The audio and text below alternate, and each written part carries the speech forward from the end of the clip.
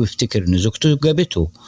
وفهم بعد كده إن كلبه جه لوحده للمحطة، فبياخده وبيرجعوا للبيت، وبتكون أندي عازمة خطيبها مايكل للبيت. وبعد الأكل بيلعب مايكل مع هاتشي وبيحاول يخليه يلقط الكورة، وبيقول له ويلسون إنه بيحاول يعلم هاتشي الكورة من غير فايدة وبقاله فترة بيحاول.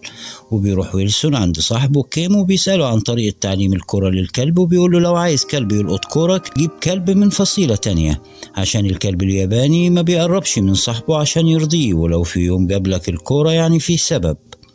وفي تاني يوم ويلسون عايز يروح للشغل ويلاقي هاتشي بيستناه عند باب الجنينة، وقرر ويلسون ياخده معاه لغاية المحطة.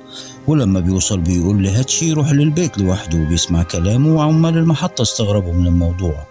ولما بيرجع ويلسون من شغله بيستنى هاتشي قدام المحطة، وبيشوفه ويلسون وبيروح للبيت، وبيبقى ويلسون سعيد وبتمر السنين على نفس الوضع. وبتتجوز بنته أندي خطيبها مايكل، وبتصور